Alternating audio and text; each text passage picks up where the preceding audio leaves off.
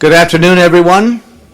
It's 1 o'clock. We want to get right to the subject matter here and get everybody in and out on a Sunday. Thank you so much for being here today for this very informal but important forum that will allow our community to be able to look at two different yet successful examples of public governance. I'm Steve Christy. I'm your supervisor. I don't know if you realize this or not, but I love being your supervisor. And I thank you again for being here. This is not a pro-incorporation meeting or an anti-incorporation meeting. It's not here to answer questions about the specific intricacies or mechanics of either pro or con. What this meeting is designed to do is to provide the community with examples of how governance and community involvement can be successful with two different, distinct, yet successful models. And I'm honored to be able to present them today because both these two distinct, successful models are in my district. And not only are they in my district, but they cooperate with each other, and they speak to each other, and they're good friends, and they work together for the common good. So we have one example of a successful model for community governance, and that's the town of Sahuarita, the incorporated town of Sahuarita, and what they went through and the challenges and the processes that helped them get to the successful point where they are through incorporation. The other model is not incorporated. It is the Green Valley Council, and the president of the Green Valley Council will go into greater detail about how it is composed and comprised, but this is an unincorporated Green Valley. Now, as you may recall, Green Valley has had several elections for incorporation over the years, and I think 4 or 5?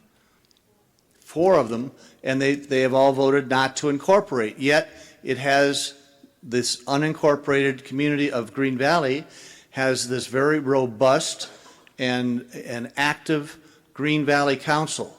So without further ado, our first speaker, who will talk about incorporated Sahuarita, the town of Sahuarita, is its mayor, Mayor Tom Murphy. Good morning. Thank you for everybody being here. Let's pray. Oh, wait, that was my last meeting. I was at church.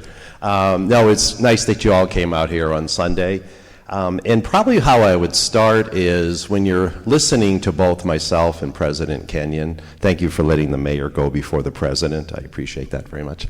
To really reflect on what your community looks like from today, as opposed from a demographics standpoint. So I'll just hit on a couple of quick demographics. Our average age is 37. I think yours is about 72-ish, 72 down there. They started formulating really from a housing perspective in the 60s. We were formed in 1994 with 1,800 residents, and now we're at 37,000. They have a very unique recreation entity called Green Valley Recreation, where they have to, it's deed restricted. I think 80+% of the homes are 70% into the Green Valley Rec. So they pay about a $3,000 deed changing fee and then $500 a year. So they actually have a separate entity called Green Valley Recreation, where in the town we have Park and Rec. They have one school district, one 500-student school district, elementary, Continental. We have the Sahuarita Unified School District. When I was first elected to the board in 2004, we had 2,000 students. Now we have 6,500. So when you're listening to both of us, I would say reflect on, do you look as a starting point like Sahuarita, or do you look like Green Valley from that perspective? And also, from the age perspective, there's a lot of folks with a lot of experience, and have all ran something probably at one day or another. So they have a lot of time, a lot of volunteerism opportunities on their hands, which I think is their magic bullet, that they have so much willingness and time to do that, where again, our average age is 37. Most of our residents by far work and have kids and are raising families. So when you're reflecting on this, I would just say kind of reflect from that starting point. What does Vail look like from its inception? More like Sahuarita or more like Green Valley? Next, Tom, please. So the next couple of slides are really, the blue was the initial in 1994 boundaries of incorporation. And as we move forward, next please, next couple, I'm just going to go through pretty quickly. We've brought more parcels within our town for expanding our boundaries. Now, every one of those opportunities was based on the property owners coming to us and wanting to be part of the town. We've never, first, we don't have the ability to bring in a parcel that doesn't want to come into our community, because when you have an annexation effort, you have to get 50% of the raw vote and 50% of the assessed value. So if you don't have one of those, or both, you will not ever be successful in an annexation effort. So, you know, I know some people are fearful that, you know, you'll be annexed in other areas if they don't want to be. That can't happen without their permission. Next time. This was another parcel that was brought into the town, and that was 1999. Next one, Tom. That was 2000. Next one. That was a state land annexation that surrounds the master plan community where I live in Rancho Sahuarita. Next one. Now this was the one I just wanted to touch on a little bit from a governance standpoint. That's a little parcel that's La Posada, the assisted age in place location that's world-renowned in the county. Not Steve Christy at the time. The county, Madera Highlands is that sort of that orange up to the right. That's a lot of kids go to the Continental School District from there. So kind of this intersection right here, you have La Posada, whose average age is, there was a four-way stop at this intersection. La Posada's average age is about 82. Madera Highlands, where the kids are, is about 37. And of course, Green Valley is 72. And they all converge on this four-way stop. So La Posada reached out to the county and wanted an improvement put in there. And at the time, the only thing not the supervisor, the administrator would allow was a roundabout. Well, La Posada sort of lost their collective mind, because not only if you're at a four-way intersection, you have 82-year-old school buses, 37-year-olds all converging. Now you're going to converge on a roundabout? So that didn't make a lot of sense to La Posada. So they came and approached the town and said, we've been watching your governance, and we really feel like we're already a part of the town, and we'd love to be annexed in, which would add about 770 residents from a state shared revenue perspective. And the only thing they asked was to have a signalized intersection there. So we put they annexed into our town. We put the signalized intersection in there. In a return on investment, because of that 770 residents we grew overnight, we paid for that light in about a year and a half. So they were happy, we were happy. We sort of rounded out our offering from an age perspective. So I used to tease before, our average age was 37, and now with La Posada, it's 37 and a half, because we brought in 770 residents, 82 and over. Next, Tom. And one of the things that we have been looking at, again, remember, you can't annex an area, so if you see Corona in there, and anybody's here from Corona, don't panic. But our blue line is our town boundaries now. Again, La Posada is on the bottom. We have Sahuarita Road, Duval Mine Road, Sahuarita Road, and then Pima Mine Road is up by the S. 30 square miles. But to the east, all the way out towards the Houghton area, there's a bunch of state land. All those ribbons that you see in there, that's mostly state land. And we either growth is going to come to us or we're going to control our destiny and go towards growth. So we've been interacting with the State Land Department for a number of years to actually bring as much of that state land and parcels into our community. Now, there's 2 parcels a little bit to the right. Ironically, 2 of the communities that are outside of the town boundaries, I think because of branding, one's called Sahuarita Highlands, kind of to the north of that yellow line, and then right on our town boundary, but outside of it, Sahuarita Acres just started. So they both want to be identified with Sahuarita, which I think is good, except for the fact neither one of them are in. But if we went to either one of those communities or Corona or any of those parcel holders, back again, remember we have to get 50% of the raw value, assessed value, and 50% of the vote. So if we had all of the state land wanting to become part of our town, that's 1 vote, but it's a high assessed value. And let's say we forced the boundary around Sahuarita Highlands and they all voted against it, well, we'd lose the whole thing. So before we actually do this, we will be engaging with all those communities as we move forward. Next, Tom. That shows our growth. The first master plan, Rancho Cerrito, again, where I live, if you see 2001.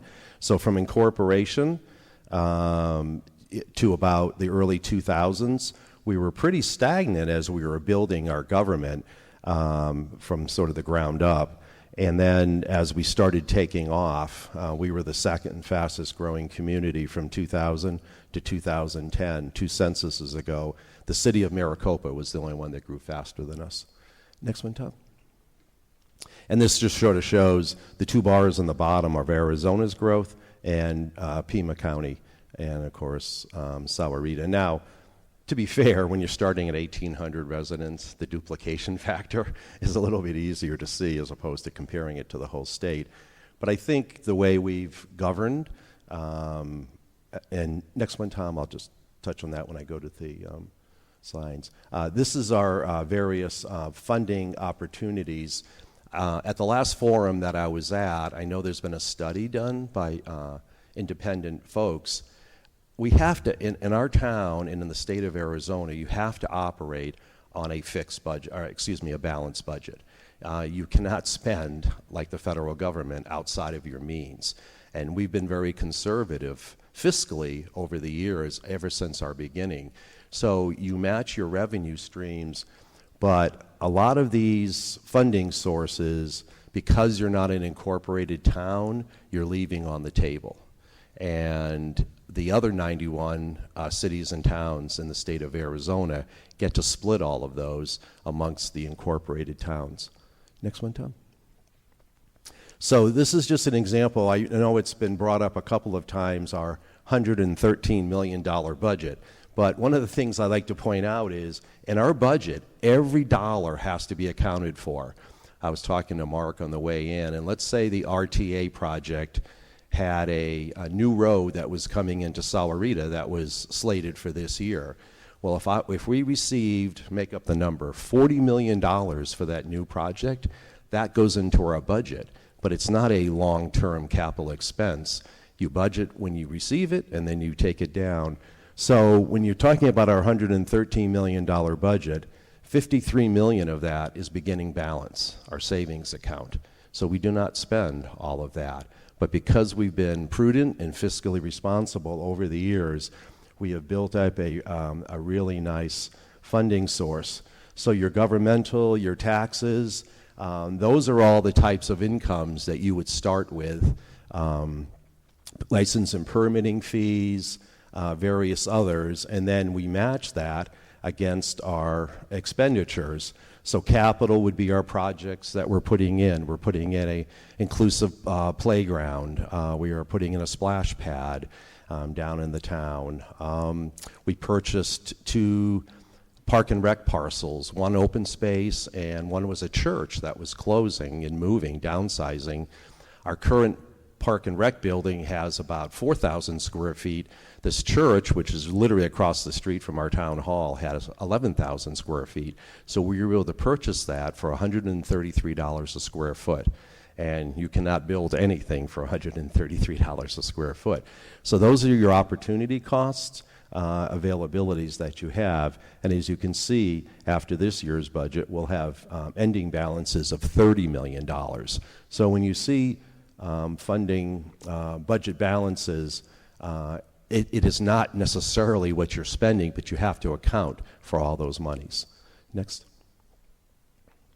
One of the things that as a town we get to focus on and do is our general plan, where the citizens get to vote every 10 years on, after a lot of public input, and we're going to be starting on that, on what your town would like to look like as you're moving forward.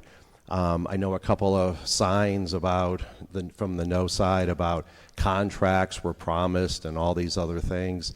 I can tell you folks that is just legally not able to happen. There's a public bidding process. As a town, we have to go out for requests for qualifications, requests for proposals. There's a public process literally where you open up with all the entities there. There was a sewer line during the Great Recession that was coming across under I-19. I think it was $1 million project. But again, during the Great Recession, there weren't a lot of projects going on. And I think there was like 17 bidders. So I went to actually see it. All 17 of these construction companies were sitting in a room with their contracting employees as they opened the envelope, and we had to go statutorily with the low bid. So just always try to separate fact from fiction on what actually is able to do. We meet every couple of years as a council to work on our strategic plans. And also, we just had our Park and Rec Master Plan, economic development we're in the process of doing now. One of the things that I think is a great advantage is we have a 9-member Pima Association of Government. It's an RTA board that I sit on with the other mayors, the 2 nations, and the county. And we have a individual voice sitting there at the table advocating for our transportation needs as we're looking at going for the next 20-year election. To me, that's a very big deal. Personally biased, I would love to have a Vail voice on those 2 particular entities, but that's just me and my little bit of selfishness from that perspective. Tom? That's it, thanks. So really, to reflect on again, the things that I'd like you to really focus on are what you look like now, what you'd like to look like in the future. I was thinking, just sort of hypothetically, in the town of Sahuarita, there's 5 Pima County Board supervisors, love this one, but there's 4 others. So from a philosophical standpoint, if the county is moving on something and 3 of the supervisors are moving in a different direction, I, as a resident, have 0 opportunity to push back on that, because out here, you have 1 supervisor that you'd be voting for. If you have 7 council members, which we do, and I am not beholden and going to the will of our residents, which we represent, we're nonpartisan, and we cover the whole town. There's no wards, there's no district, we represent everybody. If I don't fulfill the wishes of the people, what they call me is the previous mayor of the town of Sahuarita. So when you hear, yes, it's a different, an extra level of government, but from my perspective, it's your level of government. That's the one that you have control over all 7, except for the first time when they're appointed. You have 100% say-so on who those 7 people are, where I, in the town, I don't get to vote on all those other supervisors that don't represent the town of Sahuarita. Thank you.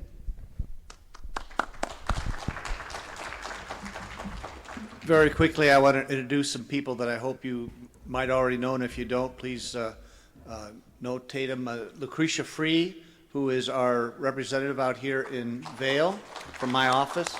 Our Chief of Staff, Beth Borazon. Beth is back there. She's not only our Chief of Staff, our Chief of Stuff. And Tom Bresney, who represents Green Valley for us. So we have our full staff here today. I want to now introduce our next speaker. She is the president of the Green Valley Council, has been phenomenally involved in many facets of the Green Valley community, and she serves as its president now. I want to introduce her husband, Doug Kenyon.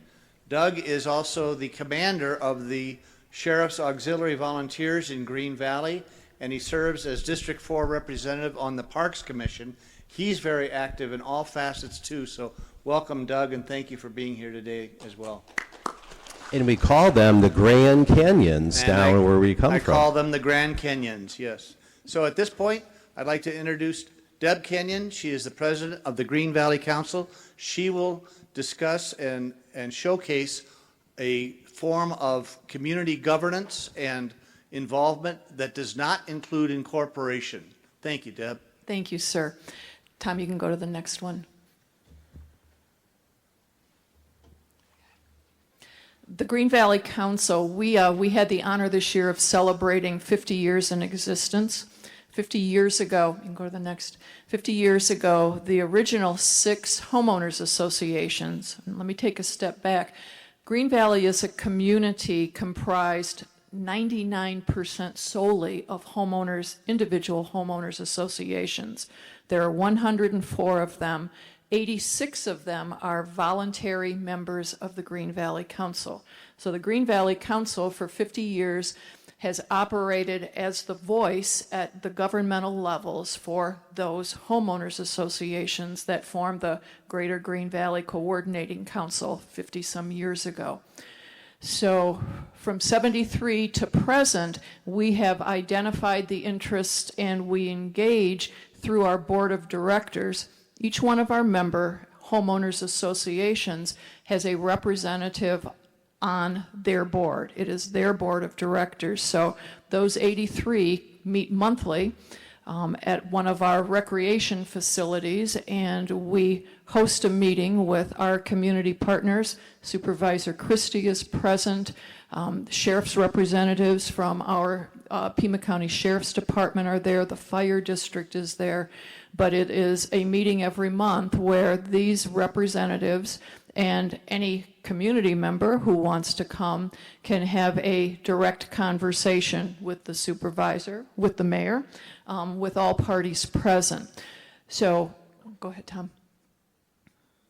So basically, we serve the homeowners in the purest sense of the word. The Homeowners Association in a member HOA has a representative or their board president who sits on the board of the Green Valley Council. So they are the top. I serve them. We have 3 vice presidents, treasurer, corporate secretary, 3 or 4 members at large, and an ex officio. Next. Okay. We also have paid staff, and this happened, you might remember more than I do, probably, 25 years ago? I think we got to the point where we had 50-some members, and the organization was more than just the volunteers could handle. So we currently have an executive director. He is in charge of all administrative functions for the council. He has an operations manager. She oversees the office staff. We have a communications specialist who handles press releases, information, a bookkeeper who does all of our accounting, and a customer client service coordinator who, if you heard her voice, you would know that she is smiling all the time.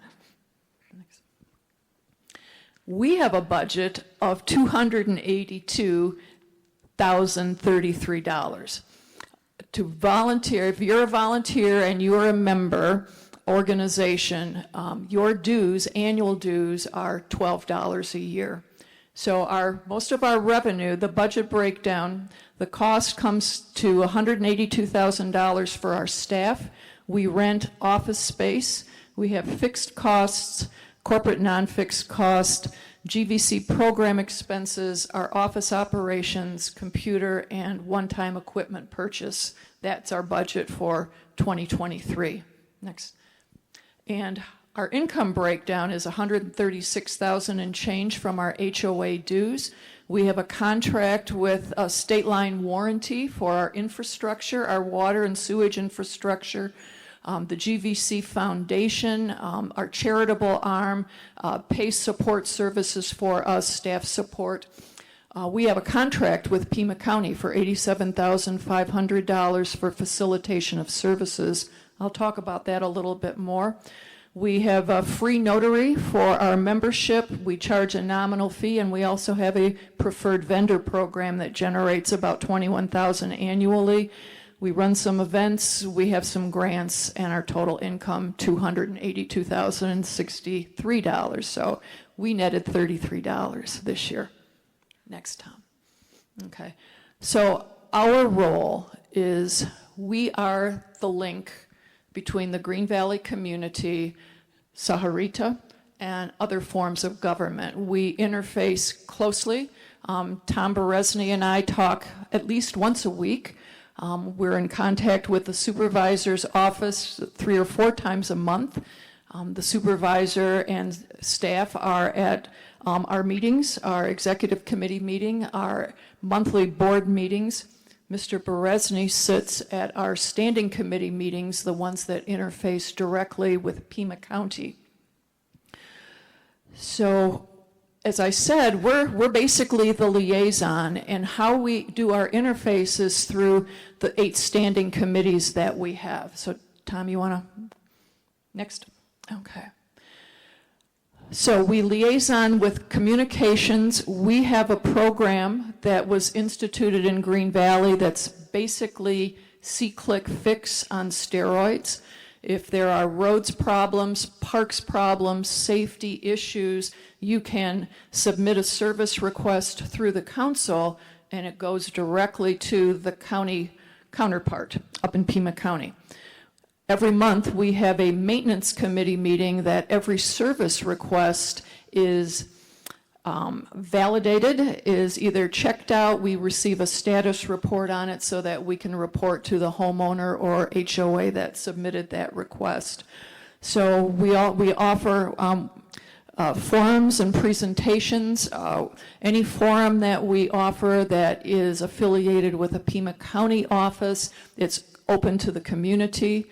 But what we do for our membership is we have monthly workshops, training sessions, enrichment sessions that are member-driven only. So we have attorneys that come in that are HOA specialists who, after our monthly board meetings, have 2-hour slots of office hour time for our membership. Congressman Siscomani's office is down with office hours off also for constituent services. So basically, as we state here, we're kind of a distribution of materials, resources for Pima County and state agencies. Okay, next, Tom. Okay. The most important and what drives our work at Green Valley Council is our 8 standing committees. We have a Citizen Corps Emergency Response Committee. Our county liaison on that committee is the Office of Emergency Management, and that committee is comprised of the Sheriff's Department, the Green Valley Sheriff's Auxiliary Volunteers. Freeport-McMoran Mine sits on that committee for safety issues that we have. We have a couple of civilian and volunteer corps that sit on that. And that basically drives and interfaces with the county for any emergency services that could possibly impact the community. That committee just received a grant, a public safety grant for Freeport-McMoran Mine for $69,000 for radar detectors and portable messaging boards that we'll be able to put around the community. We have a community services, which is morphing into our communications committee, an environmental committee that is Pima County Department of Environmental Quality, and multiple agencies, University of Arizona, the Sonoran Institute sits on that, and a couple of other agencies. The mines also sit on that. Our biggest, and the one that we receive the most direct funding for, is the Health and Human Services Committee. Those are our medical providers, the 2 UCHC. Sahuarita, Northwest Hospital in Sahuarita sits on that, and then our social services advocacy committees and organization agencies sit on that also. So Valley Assistance Services, Posada Life. All of these committees that you see here that interface with Pima County are all data-driven. And the purpose of these committees is to identify trends, identify potential situations that we give the direct information to Pima County so that we can get those services back into Green Valley. So planning and architecture interfaces directly with developmental services. I knew Tom would help me with that one. And then traffic and arroyos, Pima County Department of Transportation, ADOT, let's see, we have Regional Flood Control sits on that, the Sheriff's Auxiliary Office sits on that, Pima County Sheriff sits on that, and again, that's to identify situations that are occurring in the community, at HOAs, on public roads, sidewalks, and in the drainage ways. So they're all very active. The most important thing I can talk about, which Tom also mentioned, is that we are not a planned community. We are not a retirement community. We're a community of retired people who live in individual homeowners associations. And for us, the council works because we are retired, and retired people sometimes, more often than we like, but have a lot of time on their hands. But we have found in this community that they're very engaged. And we're able to pull people onto committees, people who volunteer at the HOA boards, who sit on the council as a representative, and they're all people who love Green Valley, love the culture of Green Valley. And again, Tom spoke to that. We are an age-restricted primarily community, and 10% of our population turns over every year. So, that's a pretty sizable number. About 2,000 people leave, and about 2,000 people more come in. So, this constant turnover necessitates a very strong point of communication that we have to maintain with our residents, because we get people coming from all over the country who are very unaware of what it's like to live in a desert environment and a community. So we're constantly in an education mode for them. Okay. So one of the things that we have a very vibrant independent recreation program. Tom has a recreation department. To be a member of Green Valley Recreation, as he mentioned, it's a deed restriction. $3,000, your home, and every transfer of that, someone pays $3,000. And then a $500 annual dues assessment for that. So in Green Valley, you're paying your homeowners association dues. If your home is deed restricted, you're paying $500 for your annual dues, but you're only paying $12 to be a member of the Green Valley Council for your household. Okay. One of the things that we do is look at ways that we can engage the community. Green Valley Council works in harmony with our community partners. We have a dynamic partnership with the Green Valley Sheriff's Auxiliary Volunteers. The Green Valley community has 5,000 acres of county parkland. We have the 4,800 historic Canoa Ranch. We have an former abandoned golf course that's 140 acres of fabulous walking trail that you don't have to cross any county road to walk around it. And then we have a ball field recreation complex of about 60 acres with 3 ball fields, a walking path around that. Those are all county owned, and they are all patrolled. I think we're the only park system in Pima County that has daily patrol of people in a car, in a golf cart, and in uniform. So we're very happy for the partnership that we have. We too have 25 people at our sheriff's complex. So 365 days a year, 24 hours a day, we have Pima County sheriffs on duty. They are supplemented by the Green Valley Sheriff's Auxiliary. They have 10 vehicles. They have 2 cars on the road from 7 a.m. till 7 p.m. They are considered a local first responder. They are on call for emergency response 24 hours a day. That makes us pretty unique too. They're also all volunteers. So, the biggest difference, that we have really from all of you, because I don't think there's probably a community like Green Valley in the entire state. We do have Sun Cities and whatever, but we are, as I said, 103 unique, diverse HOAs that all have unique CCNRs and whatever, and they control the integrity of their individual homeowners association. So we're that unifying factor. Does it work for us? Yes, it does. As Tom said, they voted down incorporation 4 times. The last vote, I think, was 98? Yeah, it was before. So I think it was about 1998. It was handily defeated. But again, I have a pool of people to come, to pull from, and everything that we do in Green Valley happens between 8 a.m. and 4 p.m. So, it's unique, and as I said, it works for our community. Doug and I come up to Vail a lot, and one thing you do have that the town of Sahuarita doesn't is you have a Freddy's, which is where we're going to be going when we leave here. But we work very closely with the mayor. Sahuarita people come to Green Valley. We have some wonderful restaurants. They use some of our large county parks, and we go oftentimes for the fabulous events that are in the town of Sahuarita. We communicate together. We post together.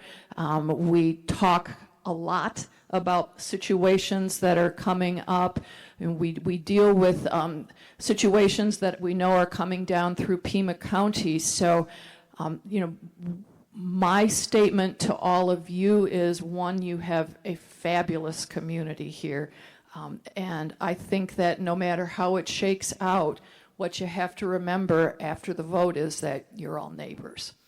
And you're all going to have to, and it's not going to work without your community involvement. Tom has Sahuarita Works because people are concerned and they're active in the community. Green Valley Works because we have people who are active and who believe in the lifestyle and like the simplicity of it. So that's it. Good luck.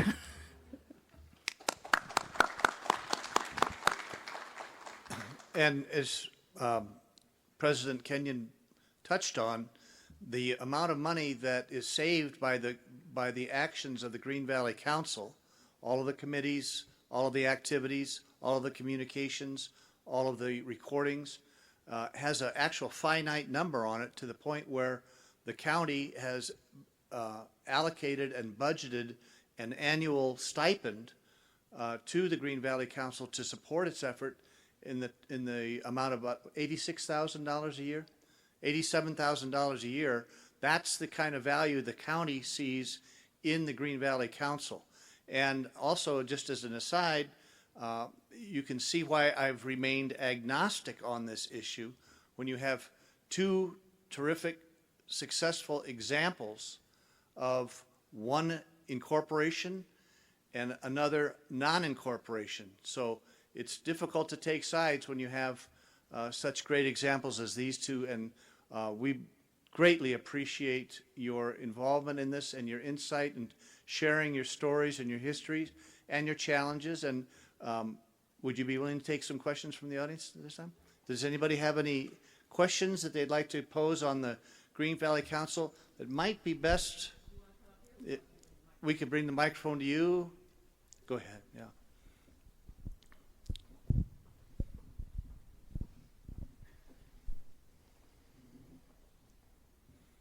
One question I had for Green Valley. Do you have a veto right over the city or over the county's permitting process? No, we do not. Can you impose restrictions on that kind of process? Is it on? Okay. Lucretia, I don't think it's on. Just push the little black button up a little bit. Testing, testing. There we go. Just closer. So to repeat the question, to Green Valley, do you have the right to veto Pima County's permitting process for some activity that somebody wants to build in your neighborhood? All permitting, of course, goes through Pima County, and Pima County sends those permits, not homeowner permits, because those happen at the HOA level. Anything that is commercial, Pima County sends to us, to our Planning and Architect Committee. We do not have veto power, but we have power to make suggestions, comments, and our concerns. And the relationship that we have with them has led on half a dozen occasions where the county said, yes, we will listen to you. We had a new Tractor Supply came in, a new McDonald's was coming in. Several of the churches were doing some massive add-ons, and we had some lighting concerns. We had architectural concerns and sent those back to Pima County. They were color, they were style and design. We didn't feel that they fit the Southwest architecture where they were going to be placed. Same thing with, we worked with the county on the cell towers, and they listened. You know, we asked for something that would blend in, and again, I think that it happens because it speaks to the partnership. We work very hard for that partnership with Pima County. And Deb, for the town council, we have Planning and Zoning Commission, Park and Rec Commission, Board of Adjustments. So if something like that would happen, it would first go through one of our commissions that are made up of all residents of Sahuarita, and then it would come to the council for deliberation. You're welcome. I was Carol Whitaker from Vail, potentially Vail town. I was interested in how much of Green Valley is not participating or not a resident in a homeowners association, and how are those people represented in your governing council? We represent 84 of the 103 homeowners associations. Every person in Green Valley is allowed the opportunity to attend any forum that we do that is in conjunction with the state, any government entity, including Pima County. So those are open to everybody. Those are informational, enrichment. We do forums on buffalo grass abatement. You know, we cover the plethora of topics. Those are open to the public. As I stated earlier, the only things are the workshops that are membership driven. Okay. Sure. You had mentioned your sheriff's auxiliary as a volunteer, but were those sheriff's vehicles donated? Did they have to have some kind of funding source? Does that come through you or grants? I can ask the commander to speak to that, because the Sheriff's Auxiliary Volunteers receives no money from Pima County, from the Sheriff's Department. They exist on donations, grants that they get. They have a building on Pima County property that they own solely. They have 10 vehicles, 10 patrol vehicles that they own solely. They purchase gas through their own budgetary process. They have 2 vehicles that patrol our parks. They patrol the malls. They are on the roads also, but that is strictly volunteer, but they are self-funded, yes. How is that self-funded? They receive donations. They do one.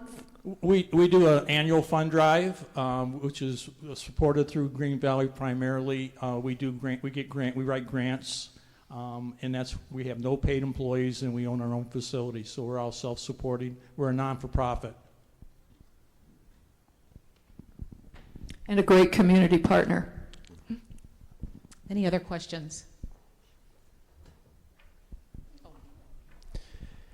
While Lucretia's walking, just as a comparison, we have 60 sworn officers that cover our 30 square miles in the town of Sahuarita, and probably about 15 civilian employees. So we were just named the 3rd safest community in the state of Arizona. So we were very proud of that. And probably have the highest first responder between Border Patrol, FBI, all of the above. So we have a great, safe community. I have a quick question about your leadership experience. I imagine you had never been a mayor before, Tom. I have not. And so could each of you tell us about your journeys into stepping into these leadership roles? Yeah, it was kind of a strange one. Both my wife are retired Air Force. I retired at 20 when our girls were born. So I followed her around for the next 15 years, and instead of paying a nanny, I was a stay-at-home dad. And when we moved to Sahuarita, there was a meeting that said if you care about your kids' education, show up, and I was the head of the PTA and all of that. And it was the Arizona School Board Association teaching people how to run for the school board back in '04. So I ran and was reelected, got to work with all the great Vail governing board members over the years, all the way back to Ann Gibson. And what really led me into this was that local control aspect of it, because at the time, before the Great Recession, Home Depot wanted to come into the town. I was working for the developer at the time, and the town code only allowed a 15-foot freeway sign, and Home Depot said, "We're not." Texas will allow us a 110-foot freeway sign. So the town didn't allow the freeway sign, the higher elevation of it. The Great Recession hit. They fell out of escrow, so I ran for the town council to have the town become more business friendly. And that was a little bit evidenced during the pandemic. So when a lot of the restrictions were coming down, because we're a subdivision of the state, and when the governor had issued emergency orders, I had the ability to issue emergency orders as well. So we went flexible on our sign code to allow banners and advertising, drive-throughs, and those types of things. We changed our seating to allow spillover into the sidewalks and protected parking lots and things like that. When the health department dictated you have to have all this distancing, we pushed back against the tell on your restaurant neighbor and those types of things. So it was that local control from an economic development standpoint that led me into running for the town council. I've been the mayor for 7 years, and it's been a very, very collaborative effort. We don't charge for a business license. We have no impact fees, and no property tax comes to the town of Sahuarita. So we really focus on being pro-economic development to keep our story going forward. And we think you saw the growth of the residents. People tend to walk with their wallets in their feet, and we think we've been a good indication of that.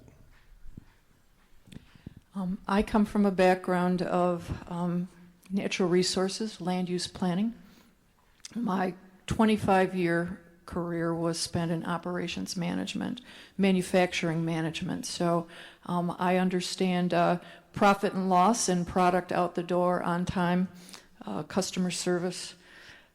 My final 10 years, I started part-time.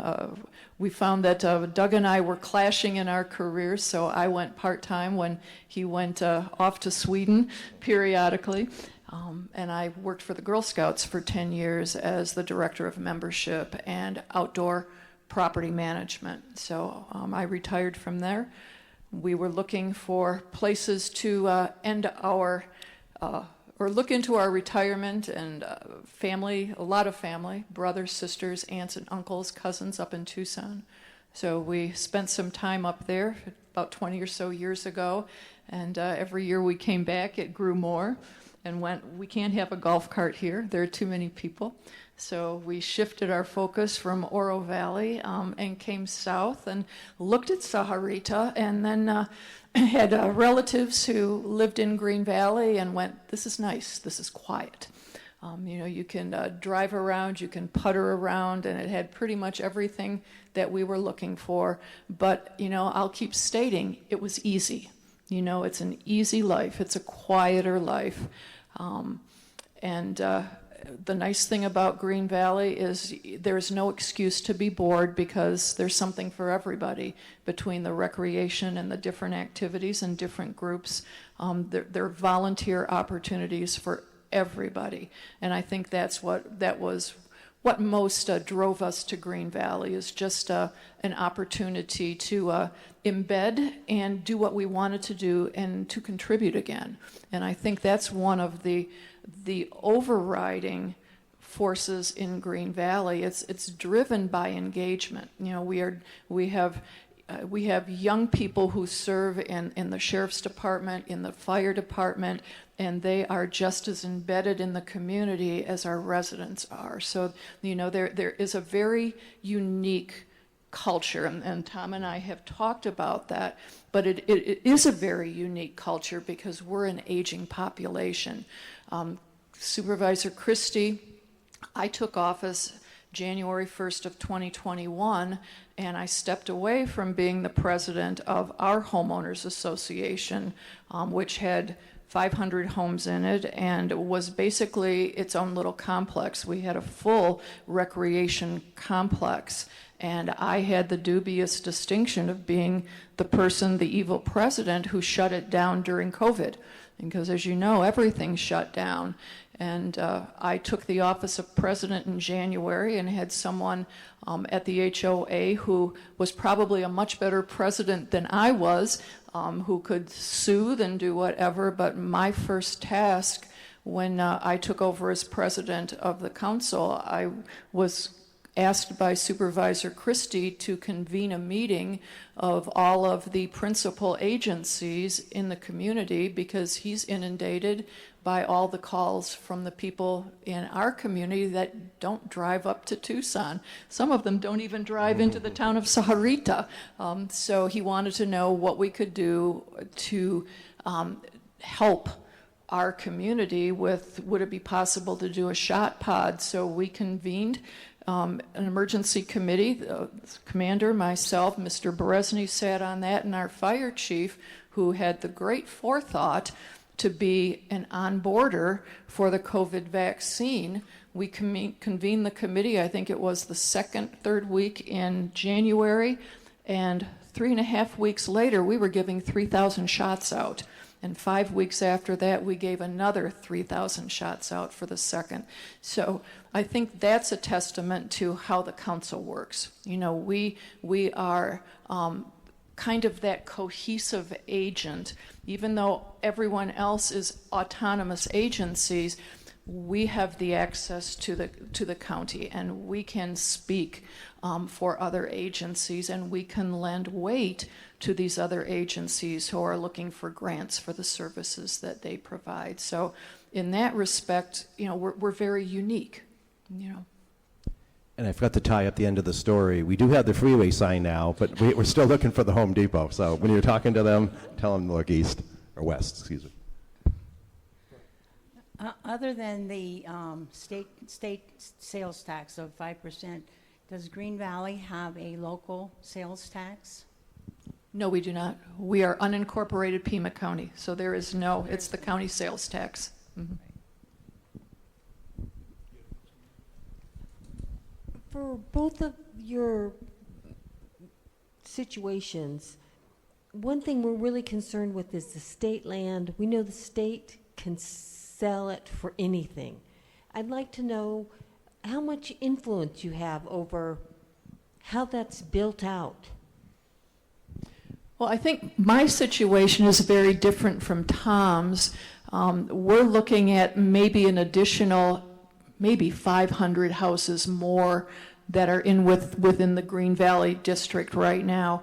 One of those subdivisions is on hold because of permitting processes for water and sewer, but we're not looking at a lot more growth. You know, unlike the land that Tom has, we are bordered to the west by Freeport-McMoran Mine, and I have to say they're a pretty darn good neighbor. They have given us a lot of grant money for our community, and then in a couple areas by the Santa Cruz River and a little bit beyond it. And then Doug's people go all the way south. Green Valley is probably only about 3 miles from the southern border of Pima County. And then you get into Amado and then to Arivaca. So we are certainly constrained and developmentally constrained by topography now. As an incorporated town, we have a lot of influence on it. That's why we want to bring, if it's in your boundaries, we have 2 parcels of state land that are currently in our town, and that orange line that you saw, yellow line, that's outside of our town boundaries, and that's why we'd like to get it in our town boundaries, because we can put, it's called the CCAP, Sahuarita East Aerial Conceptual Plan, because the state land department likes to see those parcels land planned, how you're going to get utilities to them. So by having it within our town boundaries, we have a lot of influence on zoning and those types of things. And actually state land wants to see that, because if it's land planned, it actually makes it more valuable, I would say, based on what it would look like and what it would be used for. So we went through a years worth of efforts with a lot of area stakeholders to actually design something that state land would be excited about and acceptable with. Other questions?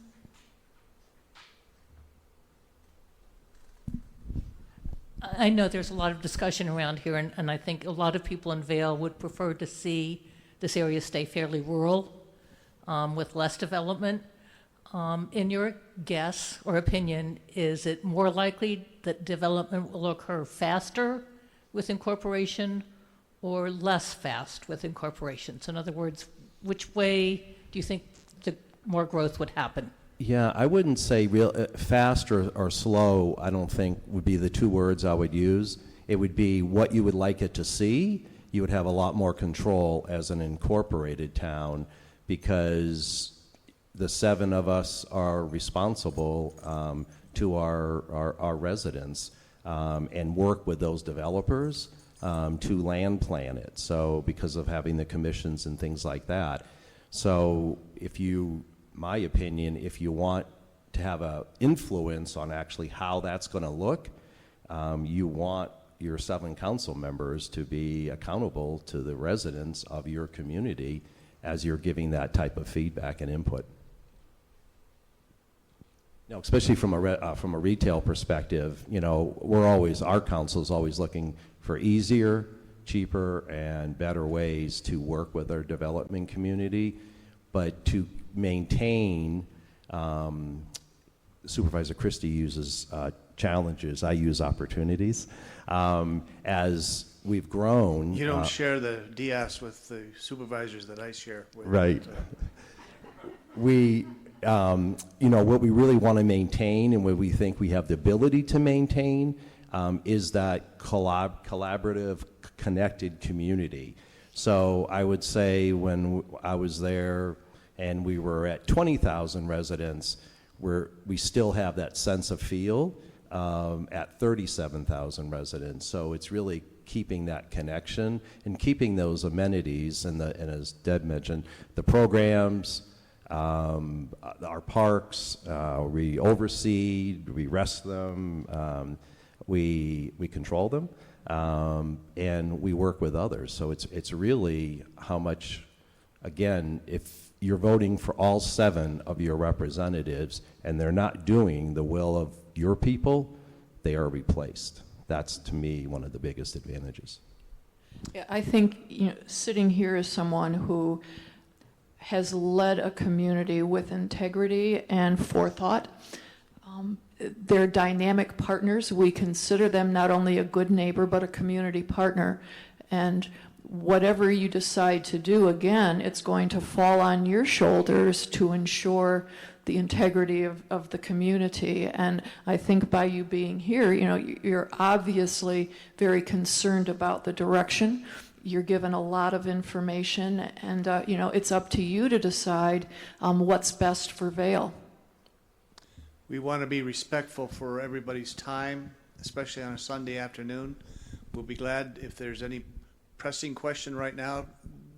let's go ahead and have it. Otherwise, I want to give a grand acknowledgement to our two presenters for their time and expertise. They didn't have to be here, they didn't have to come up here, but they did, and it shows, I think, a great deal of integrity on their part and an interest in our region, our southeast region, and that they are great sources of information, of help, and I know that they would be willing at any junction of any time for anybody to contact them directly and ask any more specific questions. And with that, if there's nothing else for the good of the cause, I want to thank everybody for being here, our presenters, our staff, the folks here at Mica Mountain for the audiovisual help and for letting us utilize this beautiful facility. And again, thank you for being here and have a great Sunday evening. Thank you.